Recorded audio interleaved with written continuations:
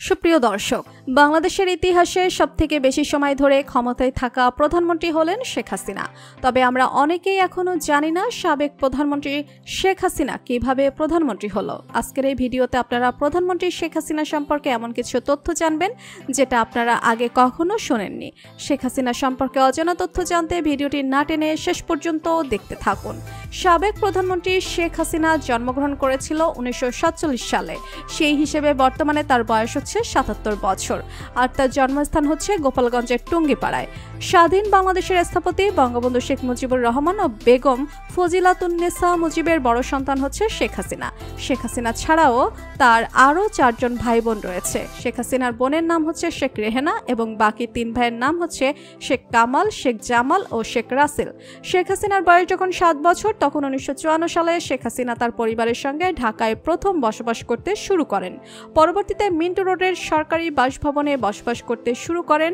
এরপর 1956 সালে শেখ হাসিনা টিকাটুলির নারী শিক্ষা মন্দির বালিকা বিদ্যালয়ে প্রাথমিক শিক্ষা শুরু করেন। পরবর্তীতে 1961 সালে 1 অক্টোবর শেখ হাসিনা ও তার পরিবার সহ ধানমন্ডির 32 নম্বর বাড়িতে বসবাস করতে শুরু করেন।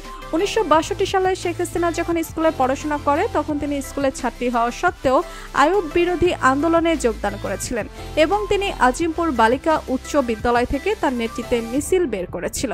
পরবর্তীতে 1965 সালে আজিমপুর বালিকা উচ্চ বিদ্যালয় থেকে শেখ হাসিনা মাধ্যমিক পাশ করে। এরপর 1966 সালের ছাত্র জীবন থেকে রাজনীতি করা শেখ হাসিনা হিডেন কলেজ ছাত্র সংগঠন সংসদ নির্বাচনে ভিপি নির্বাচিত হন। এরপর তিনি ঢাকা বিশ্ববিদ্যালয়ে ভর্তি হন। 1967 সালে বিশ্ববিদ্যালয়ে থাকাকালীন 17 নভেম্বর পরমাণু বিজ্ঞানী ডক্টর এম.এ. ওয়াজেদ মিয়ার সঙ্গে শেখ হাসিনার বিয়ে হয়।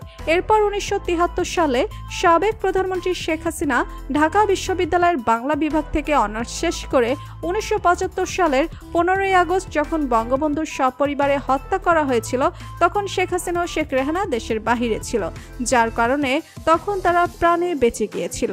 1981 সালে আওয়ামী লীগ নেতাকর্মীদের সর্বোচ্চ সম্মতিক্রমে শেখ হাসিনার অনুপস্থিতিতে তাকে আওয়ামী লীগের সভাপতি হিসেবে নির্বাচিত করা হয়। দীর্ঘ 6 বছর পর দেশ এবং দলের এমন পরিস্থিতিতে সামরিক শাসকদের রক্তচক্ষু এবং নিষেধাজ্ঞা উপেক্ষা করে 1981 সালের 17 মে স্বদেশ প্রত্যাবর্তন করেন শেখ হাসিনা। 1983 সালে দেশ জুড়ে সামরিক শাসক এরশাদ বিরোধী আন্দোলন গড়ে তোলার কারণে 1983 সালের 15 ফেব্রুয়ারি শেখ হাসিনা ও আওয়ামী লীগের কিছু নেতাকর্মীকে গ্রেপ্তার করা হয়। তো বন্ধুরা, সাবেক প্রধানমন্ত্রী শেখ হাসিনাকে আপনার কেমন লাগে জানিয়ে দিন কমেন্ট করে। আর ভিডিওটি ভালো লেগে থাকলে একটি লাইক দিয়ে চ্যানেলটি সাবস্ক্রাইব করুন। ধন্যবাদ।